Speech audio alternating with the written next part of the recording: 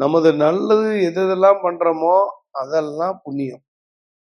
நல்லதுன்னு நினைச்சு பண்ற எல்லாமே ஒரு வகையான புண்ணியம் தான்.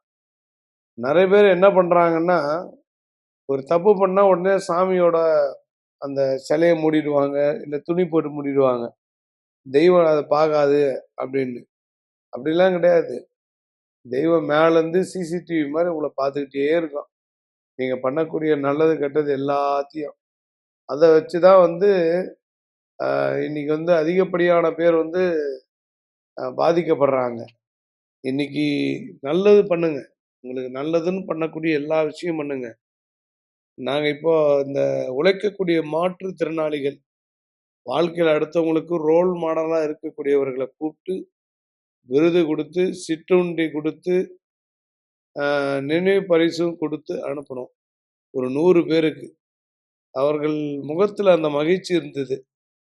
யாருமே அங்கீகரிக்கப்படாத சில மக்கள்லாம் கூப்ட்டு அங்கீகரிக்கும்போது, அவர்களுக்குள் ஏற்படக்கூடிய அந்த புன்சிரிப்பு, ஒரு மனிதனுக்கு 100 பேரு, 300 பேருக்கு அன்னதானம் பண்ணதுக்கு உண்டான புண்ணியம் கிடைக்கும்.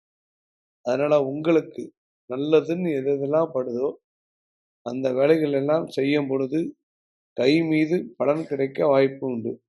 முயற்சி நம்மளோடது, முடிவு கடவுளோடது.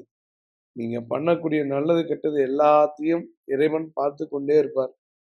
மனிதனுக்கு வயசான காலத்துல தான் தண்டனை என்பதே உண்டாம்.